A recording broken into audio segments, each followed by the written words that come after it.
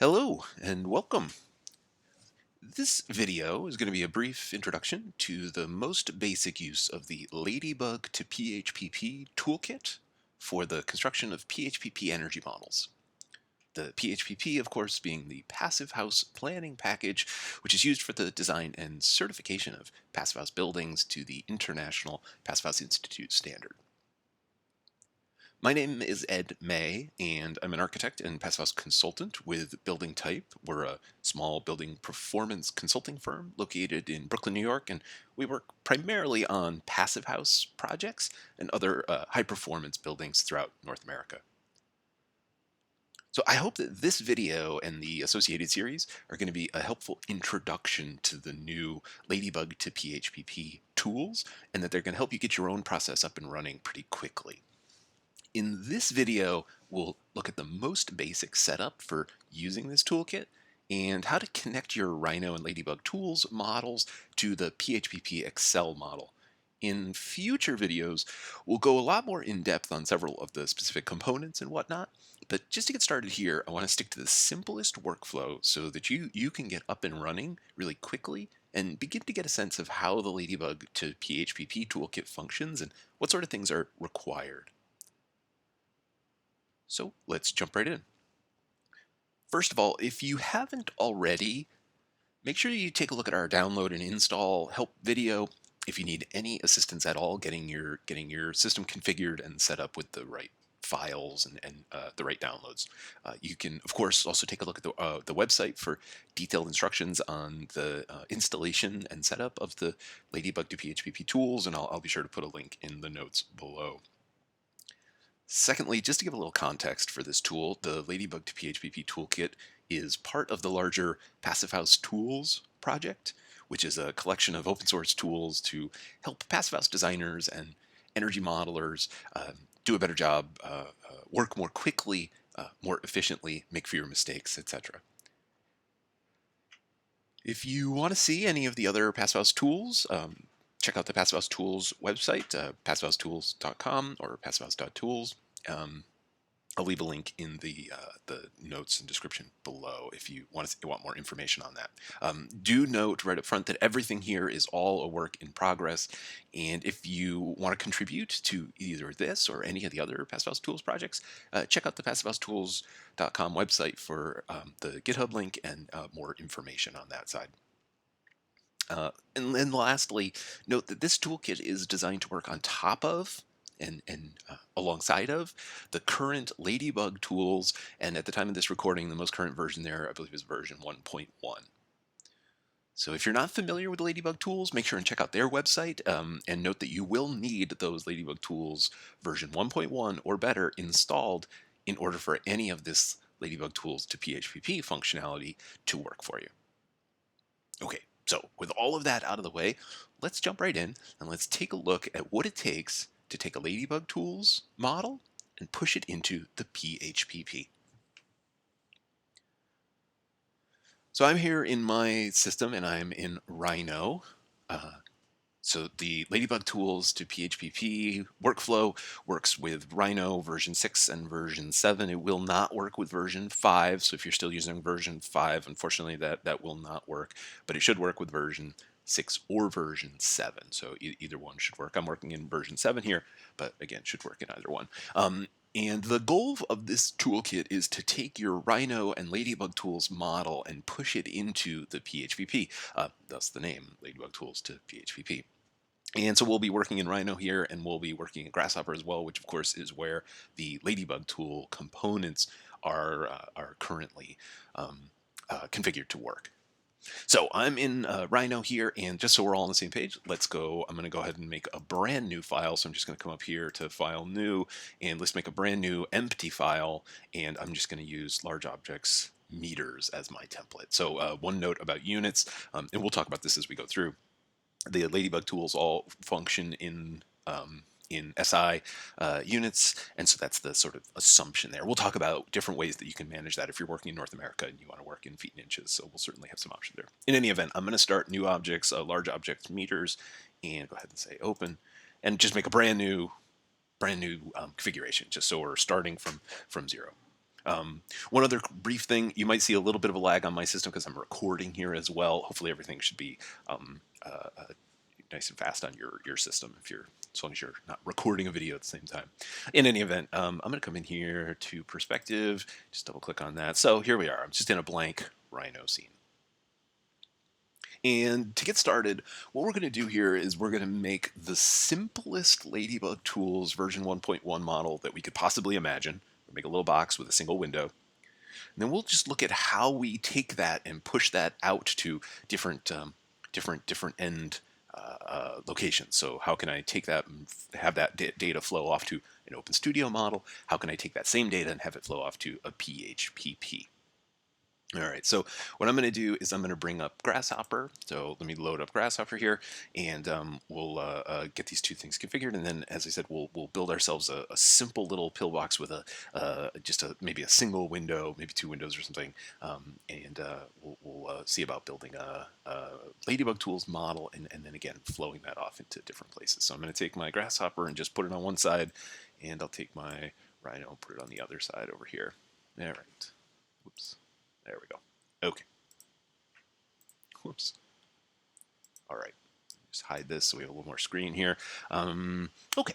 So if I wanted to build a super quick Ladybug Tools model, what would be the easiest way? So let me come over, let me expand this a little bit so we can see. So I've got all my installed components up here. And if we go to the Honeybee, so we've got all sorts of geometry and model creation tools here in Honeybee. Honeybee, of course, is the part of Ladybug Tools that we use to create Energy Plus models. And so we've got all sorts of creation tools here. So we've got Room from Solid and Face and Honeybee Room and all that kind of stuff. So I like to use this Honeybee Face. I think that's probably the easiest one for the types of models that we work on. So what I'm going to do is just grab this Honeybee Face, and I'm going to drop this onto my Grasshopper canvas.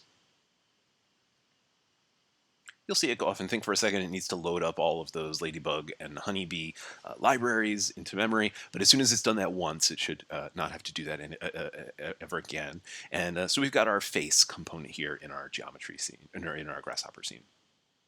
And what kind of geometry should we model? Well, let's just model, like I said, a simple little box. So I'm going to come in here to my Grasshoppers or my Rhino scene now. I'm going to come up to the standard toolbar. Let me come over here to box, and let's just make a quick box. I'm going to just make a quick box about 10 meters by 10 meters. You could use grid snap if you want, doesn't really matter. And I'm just going to make it, say, 3 meters. Let's say 3 meters tall. So I've got a little box. It's about 10 meters to a side, and it's 3 meters tall. Now, you could make geometry however you prefer. I'm just going to make it super quick here for our purposes, keep it as simple as possible. So I'm going to select this guy and come over here to my Grasshopper scene, and I could reference that geometry and using any of the typical Grasshopper tools. I could use a pipeline. I could use any of these types of things. All right, so there we go. And let's call this brep. We'll call this geometry. I don't know, why not? And all we need to do is then pass that over to the geometry input on our Honeybee create face. And what do we get when we do that? Let's take a quick look. We get the faces, and as we would expect, Honeybee is very smart, and it is smart enough to take that single box, solid, and split it up into 6 individual faces. Of course, they have these big ugly names because we haven't given any names to everything. We have not assigned any parameters. We've not told it anything about what types or what boundary conditions, any of that kind of stuff. Doesn't matter. We're not going to look at that now. Again, we're going to try and build the simplest possible Honeybee or Ladybug Tools model that we can, and then push that out to PHPP. We will come back and talk all about all the different parameters and inputs, etc., etc. Okay, so fine. So we've now built our faces. What would we now do in order to take this and turn it into, or send it off to Open Studio, for instance, if I wanted to build a Energy Plus model, right? A standard Honeybee workflow where I build the geometry and then send it off. Well, let me open up my Grasshopper scene a little bit here. I would come up to Create, and the first thing, of course, that we have to do in the Ladybug Tools version 1.1 is we need to build our Honeybee rooms. Rooms would be analogous to zones in sort of Energy Plus parlance. So a room is a sort of thermal zone. I would take all my faces, I would pass it into the faces I could supply all sorts of other information, all the standard Ladybug tools, Honeybee controls, of course, for things like your construction sets or programs or anything else. We'll leave it all blank for now, just leave it all at the default. And then once we've built our rooms, of course, any model can be made of as many rooms as you want. We would take all the rooms and we would send those off to a Honeybee model. We would collect all the rooms together, all the shades, all the everything else. We would collect it all together in a model. Of course, we could provide a bunch more information there. And then lastly, let me just relocate a little bit. If I then wanted to send this whole assembly, faces which are collected into rooms, rooms which are collected into models, send that whole assembly off to OpenStudio, it's relatively straightforward. I would come up to Honeybee Energy, grab my OpenStudio export, drop that onto the canvas, connect model to model, and then as soon as I was happy with everything, I could just say run, set that to true, and this would then go off to OpenStudio. So far, that's all just basic Ladybug tools and Honeybee. Hopefully all of that makes sense. If none of that makes sense, if you're confused by any of that, check out the Ladybug tools, templates, and support and videos for all sorts of useful information on the use of these Honeybee and Ladybug tools. But so far, this is just a super basic Honeybee Energy Plus model. Hopefully everything here makes a lot of sense. So the question, though, is what if I don't want to send this model off to OpenStudio and Energy Plus to run the simulation? What if instead I want to take this exact same model and send it off to the PHPP, the Passive House Planning package? Well, as far as the construction of the model itself, right now we don't need to make any changes whatsoever. Instead, what I'd like to do is take this model and just send it off to a different location. And so we can do that using the new Passive House Tools Ladybug to PH components. So up here under PH Tools, Passive House Tools, if you've installed the Passive House Tools functions, you'll have a new toolbar here, which is labeled PH Tools. And in the PH Tools, notice there's all sorts of new components. And these new components are going to be used to set up, configure, create the PHPP, and then send it off to Excel. Now we'll come back and look at all of these in quite a bit of depth. For now, we can ignore all of these. We only need a single component, which is this guy right here. So if I come over to O2 and notice that there's a component right at the top here, which is called LBT2PH convert Ladybug tools to PHPP. So if I just grab that guy, drop him onto the canvas here, we get a new component. Let me just do a little bit of rearranging. And in order to send my Ladybug Tools model off to PHPP, all I need to do is take the model, the same Honeybee model, and instead of sending it to this OpenStudio component, we're just going to connect it up to this HB model input down here on the bottom. And this guy will do a whole bunch of conversion. It'll go off and do some work. So notice the basic organization here. We have our Honeybee model, do all the same steps when it comes to model creation, and then at the end, instead of sending the model to Energy Plus, we're going to send the model to PHPP. So that's the basic kind of configuration to keep in mind, or the basic structure that you want to keep in mind. So how does this work now? How does this actually get to PHPP? Let me zoom in here so we can kind of take a look at this a little more closely. Again, lots of inputs. We will talk about these later. We don't need to do anything for these right now. We can send this right off. So what do we have here as output? Well, the main thing that we have is this Excel objects output. So let's take a look at what's coming out of this Excel objects output. And let's see what we have here. So I'm just going to hook it up to a panel. And let's see what we have. Generic ground. Roof membrane, insulation, so clearly a bunch of materials, a bunch of, what do we have down here? A bunch of ugly names, some values, exterior wall. What are we looking at here? Well, what we're looking at is a series of what we call Excel objects, or PHPP objects, which are ready to get written out to a PHPP file. So what this component here has done is it's read and interpreted the honeybee model. It's sort of split it up and it's adapted everything in the honeybee model into PHPP format and PHPP configuration. And notice that what the each of these elements is made of is three pieces. We have a worksheet with a name, we have a cell, or in Excel parlance, a range, and then a value. And so all that we need to do now is go through this and go to the PHPP, the U values worksheet, cell M13, and write the value 0. The PHPP worksheet U values worksheet, cell M14, value 0, and so on and so on and so on, right? So you can see here we've got a bunch for the areas worksheet. There's a whole bunch of elements for the ventilation worksheet, and some climate, some areas. Notice also that there's a whole bunch of blank branches in this output here.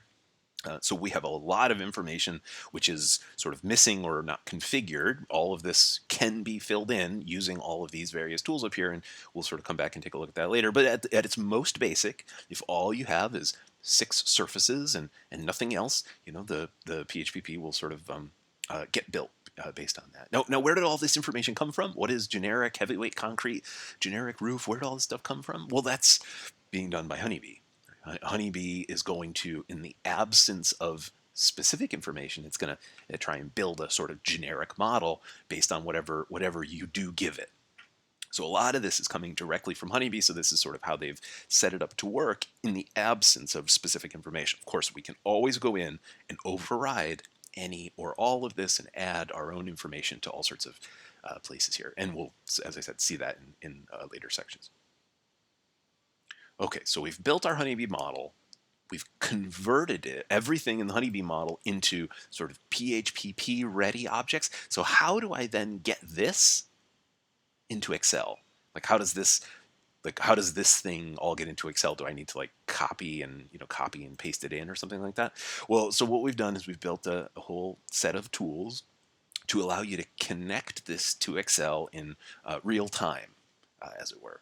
So if we come up here to our PH Tools toolbar again, and we go to the O3 Excel, notice that there's a couple of different components here. There's one called Open Workbook, one called Read Workbook, and then a last one called Write Workbook, and they do just what you would think. So we can open an Excel workbook, and then we can write to it using these components.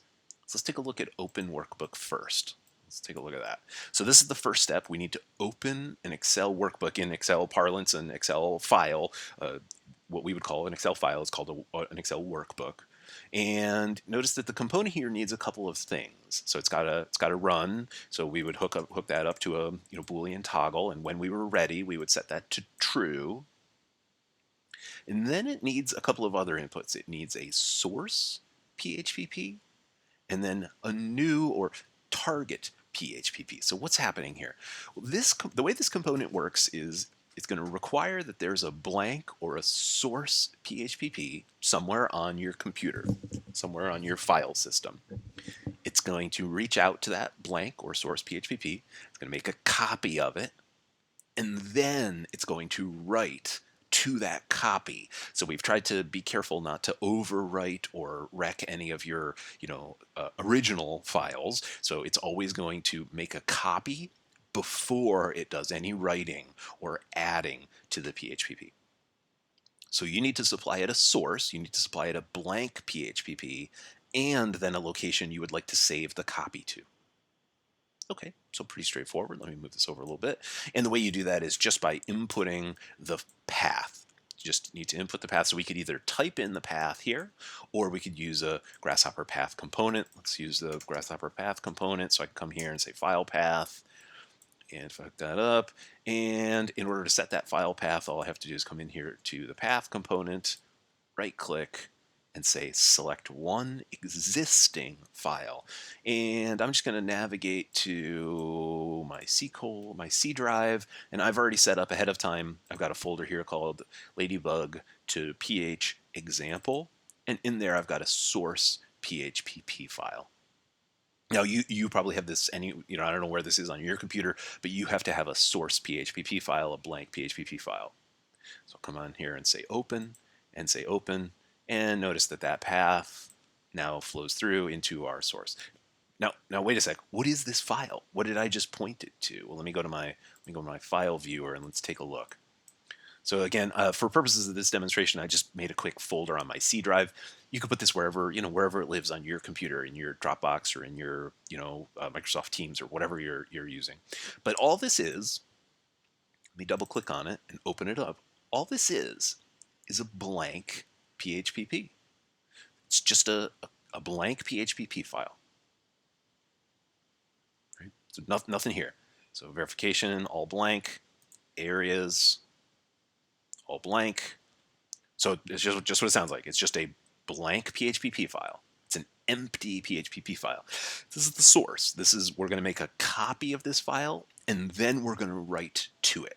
So again, you have to have this on your computer somewhere. Obviously, for this all to work, you need to own PHP, right? So you need to have a copy of PHP and use that as your source. So again, for example purposes, I just dropped it here into this file, but of course you can point it wherever you want. Okay, so that'll be our source. Now the other thing we need to do is we need to tell the tool here what the destination is. Let me clean up a little bit here. Okay, so I'm going to make another version over here, and let me do this. I'm going to say copy the data. Whoops. Make it just a regular panel. I'll paste that in, and instead of source PHP file, now I'm just going to give it a new name. So maybe I'll say output, or I'll say, I don't know, my results file. And I'll say okay, and notice I'm saving that to the same directory. So I have a source PHP file, and then I have to provide a target where, it's saying where would you like me to save all the information once I've written it, and then we just hook that up to the new PHP path. So once we have provided a path to an existing blank PHP and a path to a target PHP, we can now go ahead and run this open Excel workbook component. And I'll just turn that to true, and you'll see that the Rhino and Grasshopper will go off and think for a second or work for a second. And as soon as it's done, notice that we get a new Excel instance, which is now spooled up. So we have a new Excel workbook which just opened, and notice the name of it, myresultsfile.xlsx. Let me go back to file viewer for just a second so you can really see what happened. Here's my source PHP file, and here's the copy. So again, we've tried to be careful not to overwrite anything important, so it's going to make a copy of that source before any writing or anything occurs. And this is just a regular PHP. It's a blank PHP. Go to areas, worksheet, nothing.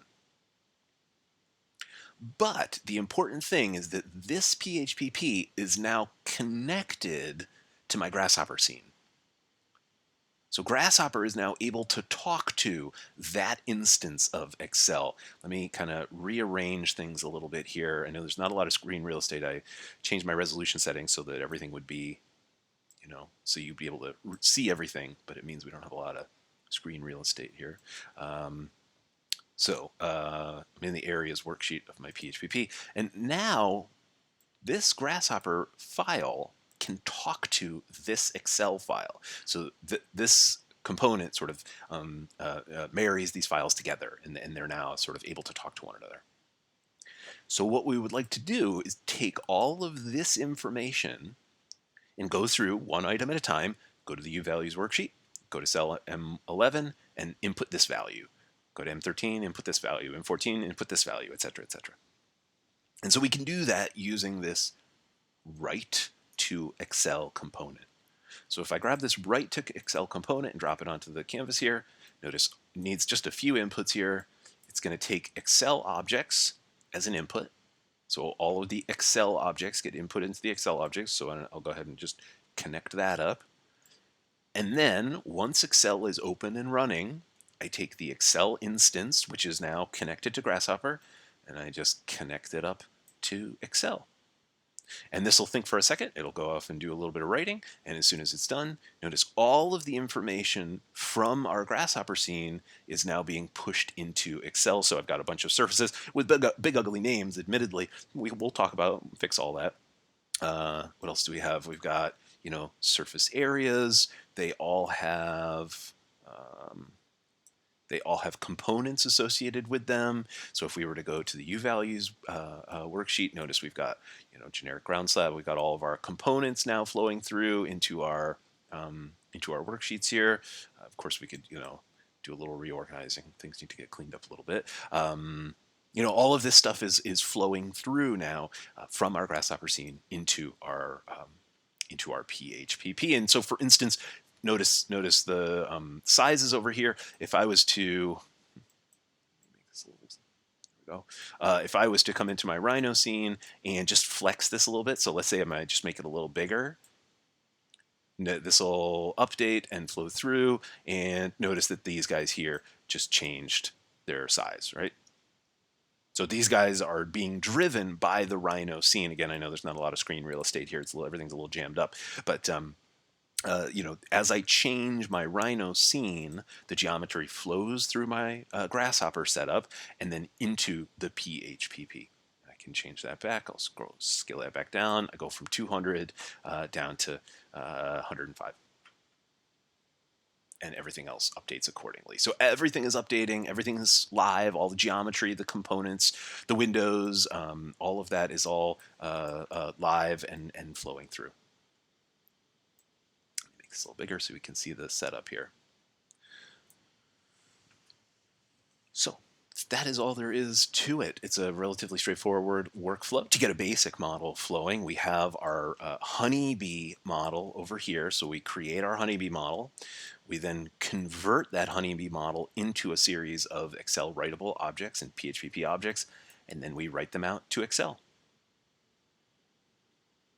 Now, of course, as you see, go back to the PHPP for a second, as we see in the PHPP, there's a tremendous amount of information which is missing. So for instance, if I was to go to check and just look at the errors, there's all sorts of errors that are popping up. Go to verification, notice there's a whole bunch of stuff which is not here. There's a whole bunch of stuff which is missing. I'm not getting any results. Of course, go back to Grasshopper for a second, a basic honeybee model like this is not a complete PHPP.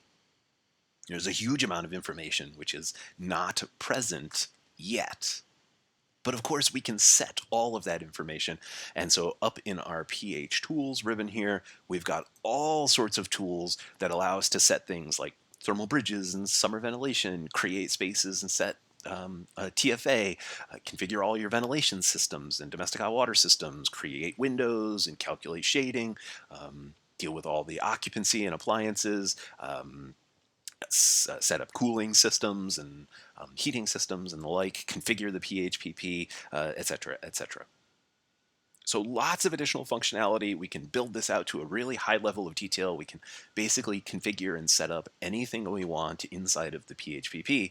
But if all you want to do is get a super basic set of geometry out from Rhino into your PHPP model, this is all it takes. It's just a few components here.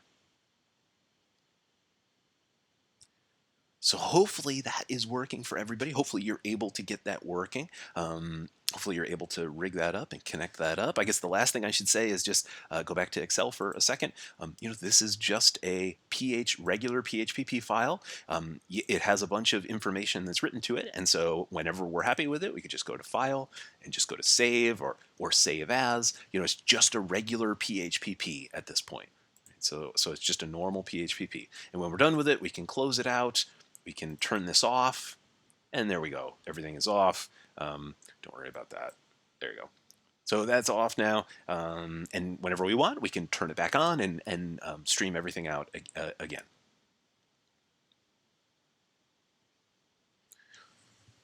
All right, so I think we'll close this first video here.